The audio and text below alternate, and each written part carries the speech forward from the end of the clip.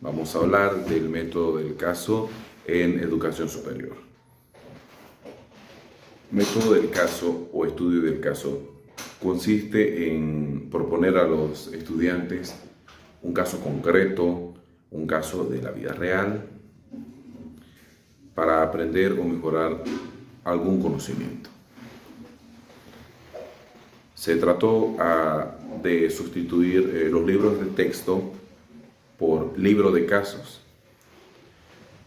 para hacerlo más práctico, para cambiar a la clase y, bueno, la típica clase magistral por el método socrático, que consistía en demostración lógica, indagar, buscar nuevas ideas, conceptos entre dos o más participantes, generalmente en grupos de 3, de 4 personas, para que entre ellos exista conjeturas, opiniones, y dentro de esas reuniones, esos estudios del caso, al momento de debatir entre todos los participantes, determinar si aceptan sus puntos de vista o si las rechazan, ayuda a aclarar y reflexionar, promueve el razonamiento para que de esa manera retengan mejor la información. Es una metodología en la que hace que todos los participantes tomen ese caso de manera personal.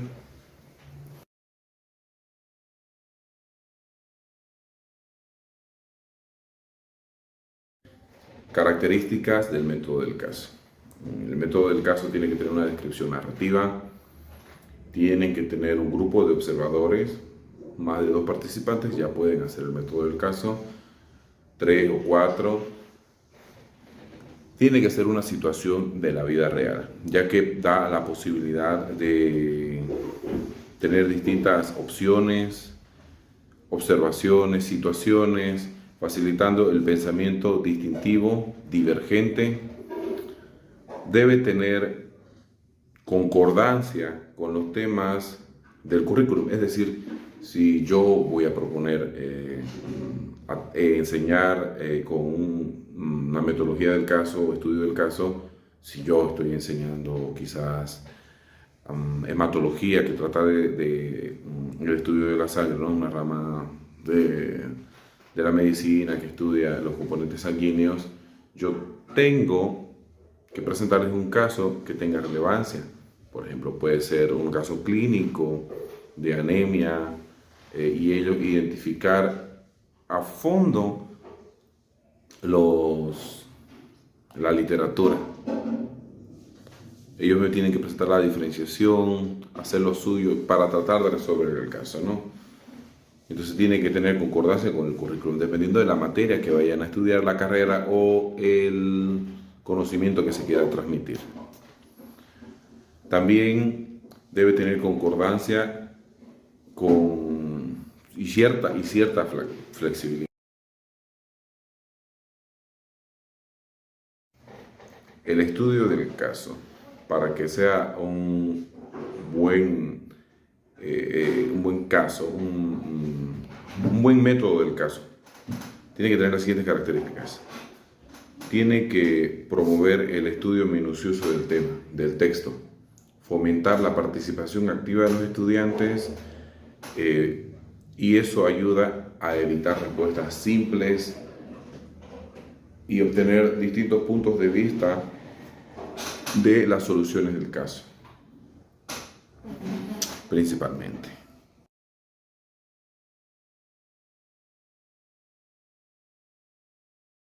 Fases o etapas de la metodología del caso.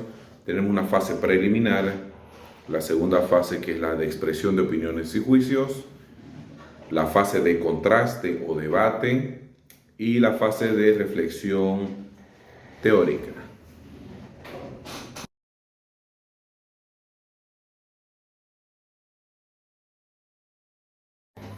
En la fase preliminar o fase inicial, consiste en la lectura exhaustiva del caso, Como ya di el ejemplo anterior de un caso clínico de anemia, por ejemplo, se refiere a que el estudiante tiene que indagar en, primero, el conocimiento epistemológico, ¿no?, del tema, como referían en otros anteriormente. Tiene que saber qué es anemia, cuáles son los componentes sanguíneos, cuándo se determina una anemia, cuántos tipos de anemias existen y para qué. Para poder solucionar esos casos clínicos, para poder solucionar y dar una respuesta concreta, real, una solución abstracta. Esa es la fase inicial. Se tiene que tener conciencia de lo que se presenta, del caso que se presenta. Generalmente en esta fase se hace de manera individual. Cada quien busca sus temas, busca en libros diferentes, investiga, puede ver videos. Lo mejor es siempre buscar, en este caso de medicina, libros, otros casos clínicos, investigar, ver diferencias y así tener claro para poder proponer algo. Es un tipo de enfrentamiento personal en el que estudian, cada estudiante estudia su caso de forma personal. Se plantea personalmente la situación, despeja sus dudas, diagnostica el problema implícito y formula un plan de acción. En eso consiste la fase inicial. Bueno, seguida de la fase 1 tenemos la fase 2, que es la expresión de opiniones y juicio. ¿Ya? En este punto vamos a hablar sobre la expresión de opiniones y diferentes puntos de vista que tiene el ser humano. Ya más que todo vamos a tener tres aspectos importantes. ¿Cuáles son estos? Tenemos el objeto del que se opina, ¿ya? Tenemos el objeto de la opinión que se da, que nosotros damos, y tenemos el objeto de la manera en que nosotros expresamos, ¿ya? Nosotros vamos a hacer una diferenciación como decíamos, del objeto del que se opina con la manera en que nosotros expresamos. Aquí nosotros podemos opinar muchas cosas, ¿ya? Diferentes textos, pero nosotros en la manera en cómo se expresa puede abarcar un sistema de expresiones concretas, expresiones personales, expresiones abstractas, un fin. Pero nosotros vamos a hacer esa diferenciación entre estos puntos del objeto del que se opina, cómo lo opinamos, la manera en que lo hacemos. Entonces, esto de aquí va a abarcar un estudio de manera separada. Nos vamos a enfocar específicamente en esta aquí, que es la manera en cómo se expresa, ¿ya? Es una entidad sobre la cual se opina, ¿ya? ¿Qué quiere decir? Que podemos opinar de algún texto, pero nosotros vamos a ver qué vamos a valorar de eso, qué podemos valorar. Otra cosa también sería la opinión negativa o la opinión positiva que sea de ese texto, ¿ya? Un tipo de valoración que vamos a hacer. Hablando un poco de teoría, en el año 2005, Martin y Witch especifican recursos evaluativos en el lenguaje. Puede ser inducciones de dominios. ¿Cuáles dominios tenemos en este punto? Tenemos dominio de la actitud, tenemos el dominio de la gradación y tenemos por último el dominio del compromiso, ¿ya? Vamos a hablar sobre el primer punto, que es el dominio de la actitud. Más que todo son recursos que son utilizados por el escritor para expresar sentimientos, comportamientos y evaluaciones. Este dominio está evaluado en tres subsistemas. Tenemos el subsistema del afecto, el del juicio y de la... El primer punto, que es el subsistema del del afecto. Más que todo habla sobre la construcción de sentimientos, construcciones de emociones. Y en el punto del juicio, más que todo evalúa el comportamiento del ser humano mediante normas sociales y culturales. En la apreciación, más que todo está centrado en los objetos, más que todo productos concretos. Terminando el dominio de la aptitud, tenemos el dominio de la gradación, ¿ya? Más que todo en aquí vamos a hablar de los recursos que permite al escritor de graduar la expresión de sus opiniones, que más que todo aquí lo habla en 2 puntos, que sería el punto 1 de la fuerza y el punto 2 que sería el foco, ¿ya? La fuerza más que todo habla de una escala de entidades, ¿ya? Y el foco habla de borrar los límites entre diferentes categorías, ¿ya? Nosotros terminando el dominio de la gradación, vamos a entrar en el dominio del compromiso. En este punto más que todo ayuda a expresar la posición del escritor ante las propuestas, ante las proposiciones de un contexto, ¿ya? De este modo, a partir de estos 3 dominios que son el dominio de la aptitud, el dominio de la gradación, el dominio del compromiso, abordan un lenguaje de manera sistematizada, lo que lo convierte también en una herramienta de análisis que sería muy eficaz para expresar lo que cada ser humano expresa y analizar las expresiones de diferentes puntos de vista o diferentes opiniones como los ejemplos que hemos dado, ¿no? Terminando ya todo esto en global.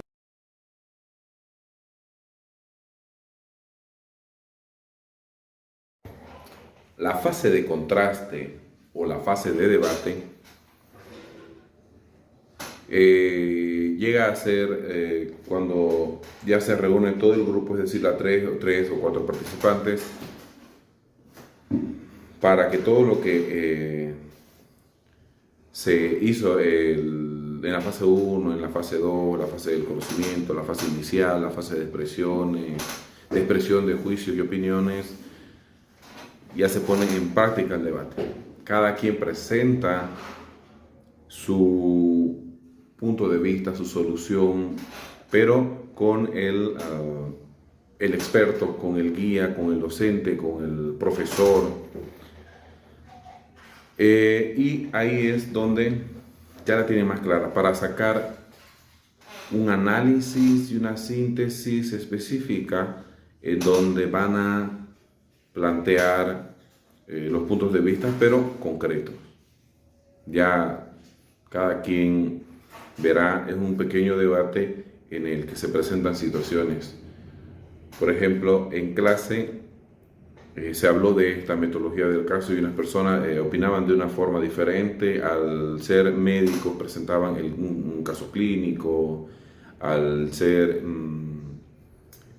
de la carrera de marketing o comunicación presentaban casos de alguna tienda que había bajado el nivel de sus ventas, cómo presentar las soluciones, investigar el producto, cómo investigar el motivo por el que se vendía menos, analizar, encuestar a la gente. Entonces ya aquí se presenta todo lo que se había estudiado anteriormente.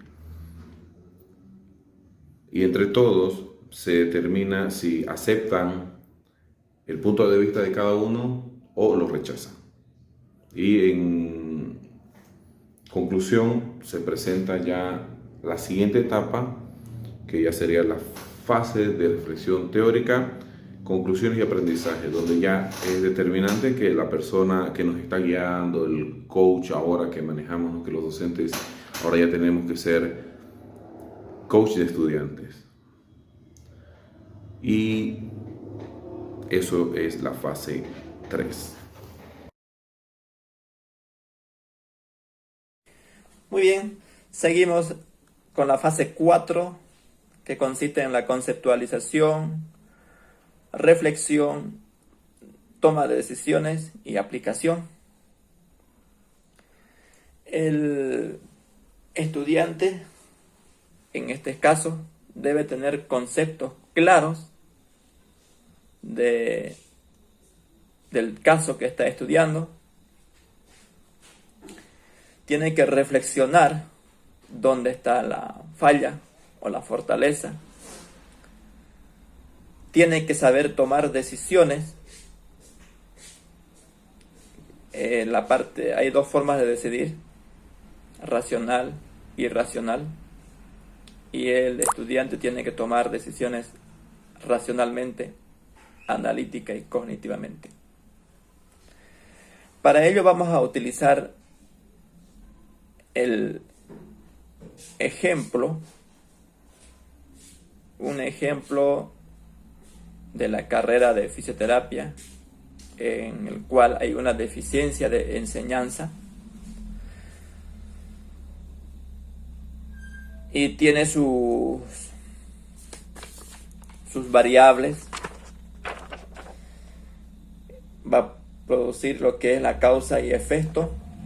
La causa es que el poco conocimiento del docente, una de las causas, y el otro, la inexperiencia, o el docente sin experiencia, y el otro, sin formación continua, que el docente no se actualiza, que hay muchos docentes que hasta el momento no han cambiado su carta descriptiva, son docentes de hace 10 años, y algunos me atrevo a decir que tienen de Wikipedia sus textos que utilizan de guía. Pero eso va a repercutir en el poco conocimiento en el estudiante. Va a tener el efecto de que el estudiante obtenga poco conocimiento, muy pésimo. Y el docente que no tiene experiencia no va a poder transmitir una enseñanza de 4 niveles. Ese es el efecto. ¿En qué consiste la enseñanza de 4 niveles? El primer nivel es que el estudiante aprende del docente, teóricamente estamos hablando, y en cuanto a actitud, el estudiante aprende del docente observando lo que él procede. Método del caso. Quiero hacer una comparación para finalizar acerca de la enseñanza con los métodos tradicionales y con el método del caso. Antes, el saber venía de afuera, de cómo impartían los docentes, por ejemplo, en las típicas clases magistrales. El estudiante solamente obtenía el conocimiento por lo que venía de afuera de los docentes, del libro. Ahora, con la metodología del caso, el saber viene del propio estudiante, de lo que investiga, de los libros que lee, de cómo se formulan los casos, cómo se resuelven las situaciones. El alumno anteriormente solamente escuchaba lo que el docente, el educador decía.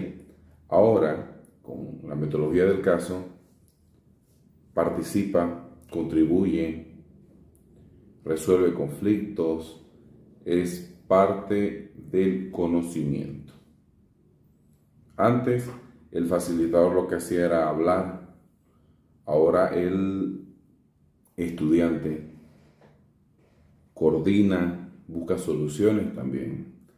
Se hace monitorización del caso. Lo más importante antes era la racionalidad, la lógica. Ahora la creatividad, la oportunidad de resolución de problemas. El conocimiento antes era por materias, ordenado lógicamente. La realidad ahora implica un todo. El problema antes era saber la solución o un método para solucionar. Ahora el saber es descubrir, plantear la capacidad de resolver un caso. Y eso sería todo en cuanto a metodología del caso.